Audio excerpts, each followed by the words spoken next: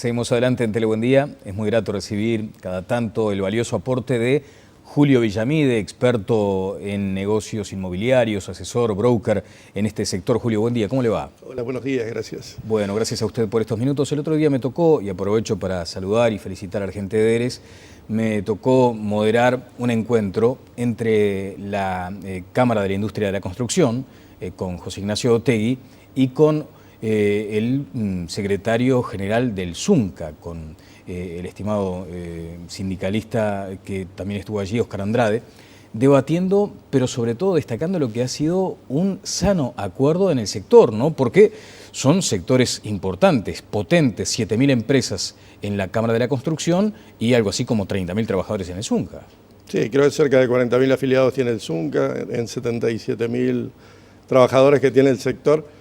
La verdad que es una relación muy madura y que no empezó ahora, que viene de décadas atrás y que fue creciendo y alimentándose, y además uno ve con placer, qué sé yo, va al casamiento de la hija de un directivo de la Cámara de la Construcción y se encuentra con todos los directivos del ZUNCA con su familia, es decir, que hay una relación que va mucho más allá de la relación profesional. Que eso lo ve también el operador inmobiliario, desde ya, porque donde hay una relación sana, las cuestiones funcionan bien.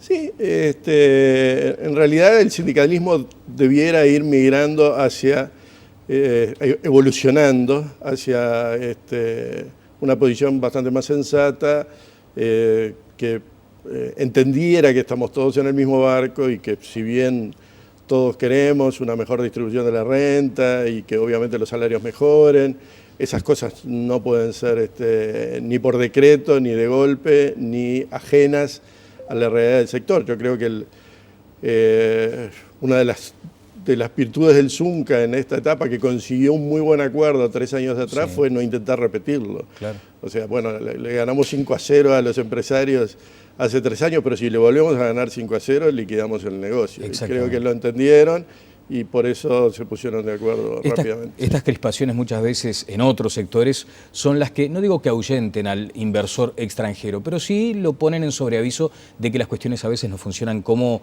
le gustaría o como desearía el inversor. Sí, el sindicalismo en Uruguay tradicionalmente ha sido fuerte, eso no está mal, es imprescindible para que haya un equilibrio entre todos los sectores, pero lo que debe ir es evolucionando hacia posturas más sensatas. Por ejemplo, a veces comienzan los conflictos con una ocupación, ¿no? Entonces, bueno, eso no parece una cosa sensata que tenga sentido y que además genere en la comunidad una sensación de respuesta y de apoyo, más bien todo lo contrario. Bien, Julio, estamos cerrando un año 2013, donde empezarán no solo a elaborarse los balances, sino a hacer una perspectiva, qué podrá llegar a venir en los próximos años, pero de hecho ha sido un 2013 marcado por algunas circunstancias que a usted en lo personal le han gratificado, porque es como el despegue de aquella ley de la vivienda social. Sí, hay muchas cosas que nos están gratificando y en este año. Hace poco compartíamos un almuerzo precisamente con Otegui y con el ministro de Vivienda y con Cañoli, el presidente de APCU, y Mariano Arana, que fue el primer entrevistado de la revista Propiedades, y estábamos haciendo referencia a un nuevo aniversario de la revista. Y el presidente de la Cámara decía, recordaba una anécdota que yo francamente no recordaba, que nosotros a principios de los 90 habíamos hecho un trabajo para ellos, para la Cámara de la Construcción, y en la que anunciábamos todo lo que iba a pasar de terrible en materia de informalidad urbana en los próximos años y no hacíamos nada. Y que era tan dramático que él lo sometió a la academia, ese fue su comentario, y la verdad que nadie convalidó aquella visión tan pesimista respecto del probable crecimiento de los asentamientos irregulares, que en ese momento no existían como un fenómeno tal.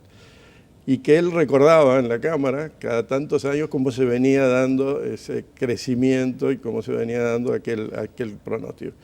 Nosotros fuimos obsesivos con el tema de la informalidad urbana durante muchos años, incluso en la revista Propiedades organizamos seminarios, trajimos expertos del exterior, etcétera, porque la verdad que veíamos con preocupación cómo crecía un fenómeno totalmente independiente de las tasas de ocupación, del ingreso de las familias y de la expansión de la propia economía. Es un fenómeno que se había despegado de la realidad económica, porque que hubieran crecido los asentamientos en el 2001, 2012 era razonable, pero no que hubieran estado creciendo en la década del 90 como crecieron y que hubieran estado creciendo después que el país empezó a recuperarse. Una cultura de la marginalidad se iba instalando. Exactamente. Y afortunadamente hoy estamos en un proceso que se está revirtiendo esa realidad, ya no incluso con la ley, porque es un fenómeno que empezó antes de la ley, pero que la ley de promoción de viviendas de interés social va a ayudar a convalidar ese camino que se comenzó antes de retroceso de un proceso de informalidad urbana, y eso también nos llena de satisfacción, porque es un fenómeno que habíamos advertido en su momento y ahora vemos con satisfacción que está en regresión. Bien, la revista Propiedades, entre otras cuestiones, había también pronosticado, de hecho usted en su editorial había señalado aquella posibilidad de que se fuera dejando de lado la construcción de edificios suntuarios sobre la costa para que se diversificara más la oferta en otras zonas. Finalmente aconteció. Eso ha acontecido y es muy bueno para el sector, es muy bueno para los que construyen en la costa, con quienes discutimos en su momento, porque no hay que olvidar que esta es una propuesta que nació desde la Asociación de Promotores Privados de la Construcción, y no todos los promotores estaban de acuerdo. Algunos de los más connotados incluso discutían con nosotros y nos decía: Julio, no vas a inventar competidores libres de impuestos, no es lo que nosotros queremos.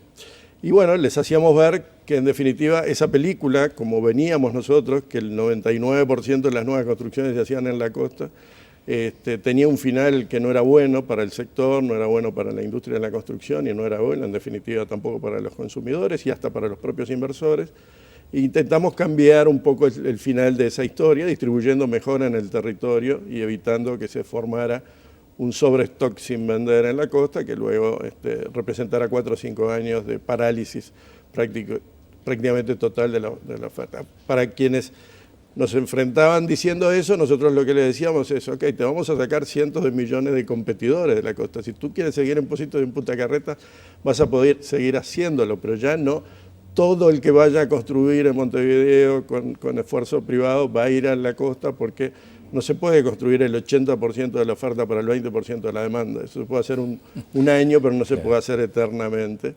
Y creo que hoy están todos satisfechos del estado de situación. Lo que pasa es que la magnitud del cambio ha sido de tal magnitud y tan rápida, perdón por la reiteración, que los tiene a todos desorientados, incluidos los consumidores. Ajá.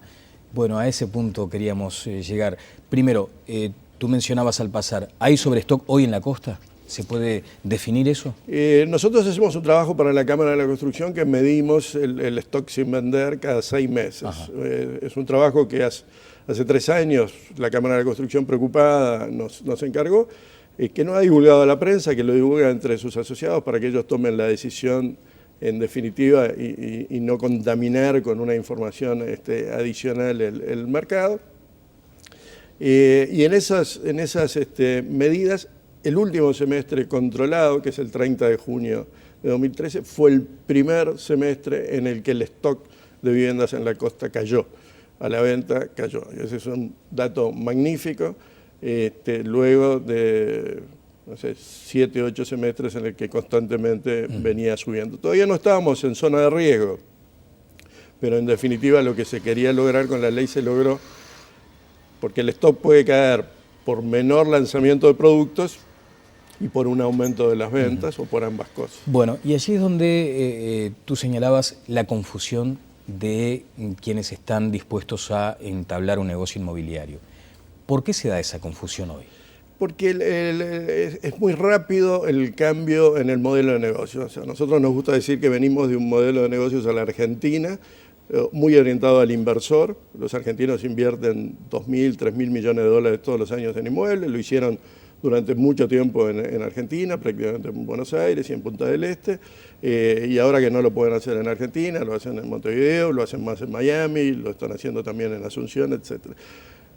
Orientado al inversor quiere decir que el inversor era el que imponía las tipologías, las localizaciones, etcétera. El inversor quería las mejores zonas, el inversor quería monoambientes y bueno, y eso era lo que se producía y se fabricaba, no importaba la demanda final. Ahora estamos pasando a un modelo que a mí me gusta decirlo a la chilena, es un modelo mucho más orientado al usuario final, por lo tanto el usuario final no quiere monoambientes en Punta Carretas, sino que necesita probablemente departamentos de 2 y 3 dormitorios ubicados en distintas partes de una ciudad y mucho más en el interior incluso que en Montevideo, porque hay más demanda en el interior que en Montevideo. Pero no solamente cambió la tipología y la localización, cambió la forma de apalancamiento de los negocios. Antes los negocios se apalancaban con los inversores y con las preventas, y los negocios de vivienda de interés se tienen que apalancar necesariamente con bancos. Por lo tanto, los bancos que antes no recibían a nadie y nos pedían por favor que lleváramos clientes para que les pidiéramos créditos, en estos momentos piden que los clientes sean altos, de ojos azules, etcétera, porque tienen una sobredemanda que les lleva a generar muchos filtros. El consumidor de clase media, que no recibió por años ninguna propuesta, de golpe tiene 8.000 viviendas distribuidas en todas las zonas, altas, bajas, financiadas, etcétera, con publicidad, sin publicidad, etcétera. Entonces, hay mucha desorientación, y para agregar más desorientación hay visiones diferentes respecto a lo que va a pasar con los precios. Hay quienes afirman que los precios van a bajar, producto de una situación coyuntural, internacional, etcétera, sobre todo medidos en dólares corrientes, y hay quienes como nosotros piensan que los precios van a subir, medidos en unidades indexadas. A ver allí esa clave precisamente, porque hay efectivamente todos estamos expectantes de cuál es el valor futuro de la vivienda. ¿Tú entiendes que va a subir, pero en unidades indexadas? ¿Esto qué representa, por ejemplo, en términos de ingresos comunes y corrientes en Uruguay? Yo creo que nosotros debemos medir los precios en unidades indexadas, en primer lugar porque es la unidad con la que la gente va a tomar el crédito a largo plazo para poder comprar una vivienda. Es decir, la gente no se va a endeudar en dólares, no se están endeudando en dólares. El 98% de los préstamos hipotecarios son en unidades indexadas, por lo tanto esa es la unidad de cuenta que deben de tomar los bancos porque es su garantía, y que deben de tomar los deudores futuros porque es la moneda con la que van a pagar. Ya está instalado ese concepto. Sí, y eso es muy bueno porque está directamente vinculado a la moneda nacional y al ingreso de la gente, porque se vincula en la inflación. Que los precios... Lo peor, nosotros decimos los precios van a subir en UI y hay algunos que dicen los precios van a bajar en dólares. Lo peor que podía pasar es que los dos tengamos razón. Los precios podrían llegar a bajar en dólares y a subir en UI si hay una gran devaluación, por ejemplo. Y eso pasó en el 2002. Los precios bajaron en dólares y subieron en UI. Yo creo que los precios van a tener una tendencia normal de suba, acompañando la tendencia a largo plazo de la economía, medidos en unidades indexadas, porque además los costos de construcción van a seguir subiendo, el ajuste fue mucho más sensato en el sector de la construcción, pero también prevé subas en términos reales de los salarios, y los salarios siguen teniendo un peso muy importante en nuestra construcción. Bien, hoy trasciende una información que estaría determinando un 2014 complejo para Uruguay si efectivamente Brasil devalúa, que esto estaría arrastrando a nuestro país a un proceso de devaluación del peso. ¿Compartes esa visión? Sí, yo creo que estamos en un vecindario complicado, y en este sentido el contexto en el que se desarrolla el negocio es un contexto bastante más adverso que el que teníamos hace 2 o 3 años atrás. Entonces, obviamente hay que tener en cuenta esas variables porque influyen en nuestra economía. Influye lo que está pasando en Argentina y lo que probablemente va a pasar en Argentina y en Brasil. Y en Brasil, naturalmente, que tiene un alto impacto porque se ha transformado en el sustituto de Argentina para muchas de nuestras actividades. Y si sumamos este elemento al ruido del año electoral, ¿cómo sería el panorama que se presenta en 2014 para el mercado? Los años electorales no suelen ser buenos años para el mercado inmobiliario. No esperamos que este sea la excepción, es decir, 2014 va a ser un año en el que nosotros esperamos una incertidumbre menor, porque creemos que hay una incertidumbre política menor, en tanto el candidato del Frente Amplio ya fue presidente del país, por lo tanto la gente ya lo conoce, sabe cuáles son sus características y sus criterios. Eso no ocurría con Mujica en 2009, y ahí hubo un parate muy importante, sobre todo en la venta de unidades nuevas. O sea, ¿hay certidumbre del resultado electoral para el sector hoy?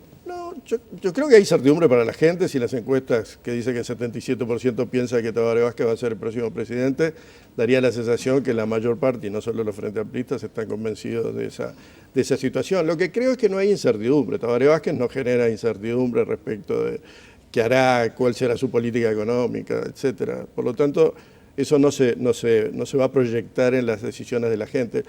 Lo que sí, la gente posterga muchas veces decisiones, sobre todo de largo plazo, como es la compra de un inmueble, cuando hay mucho ruido.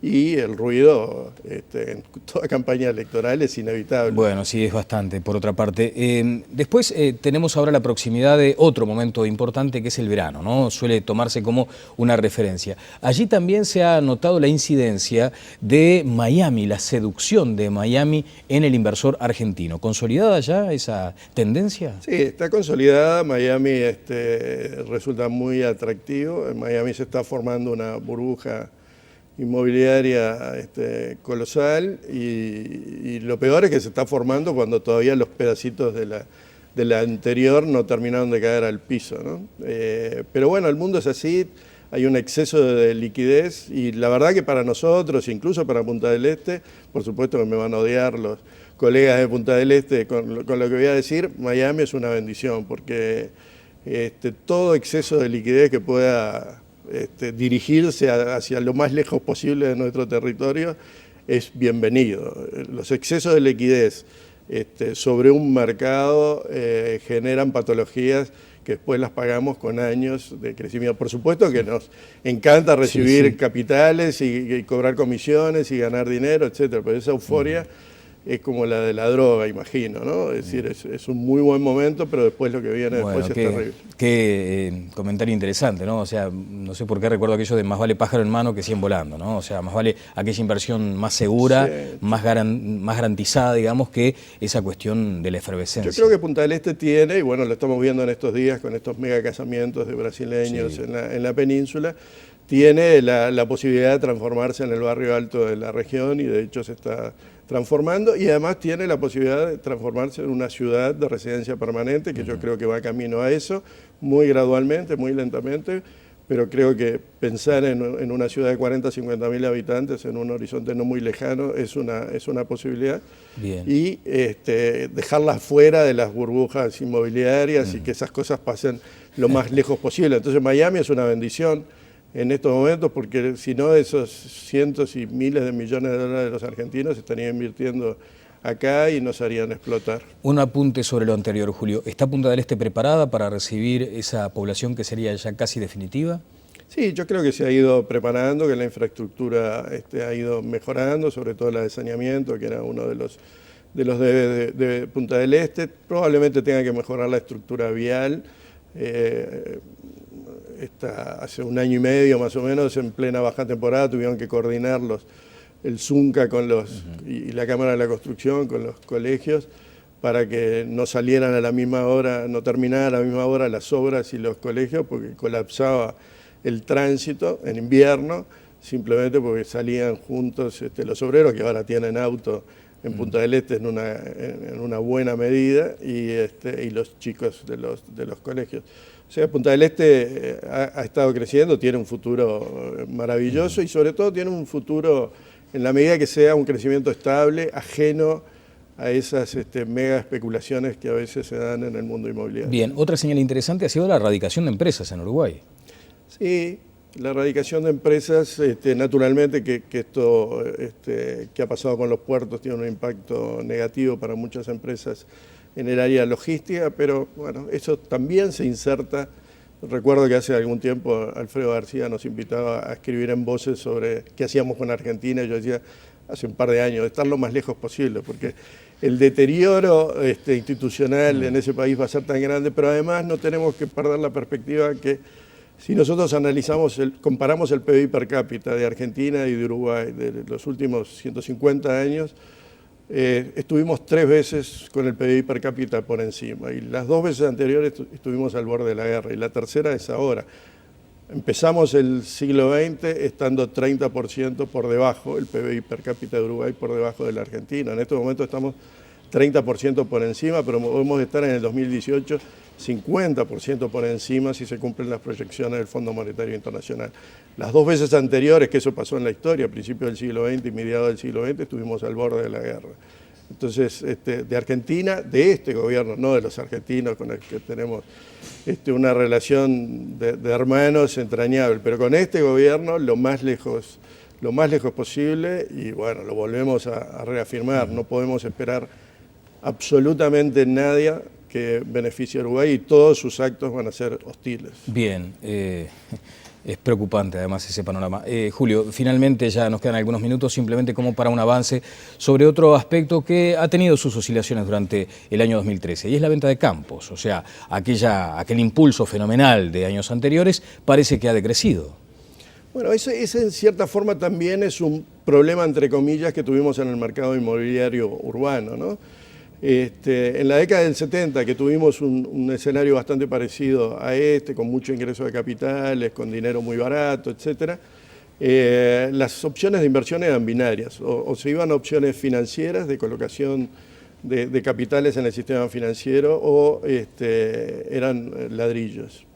Y en todos estos últimos años el mercado inmobiliario urbano ha debido competir con alternativas de inversión en el área forestal, en la pecuaria, en el sector de la agricultura, etcétera, que han sido más exitosas muchas veces que el mercado inmobiliario urbano a la hora de captar recursos. Y eso ha sido fantástico, fantástico para el país y fantástico para el mercado inmobiliario, porque como siempre digo, hay que tratar de depurarlo de esos excesos, y si esos excesos además van a la economía real, bueno, es doblemente bueno para el mercado, porque en definitiva después va a recibir los beneficios de esa actividad. El sector agropecuario en Uruguay ha crecido mucho, naturalmente que ahora se enfrenta a restricciones, algunas vinculadas con el propio crecimiento de sus activos, otras vinculadas con los precios internacionales que ya no son tan favorables como los que era.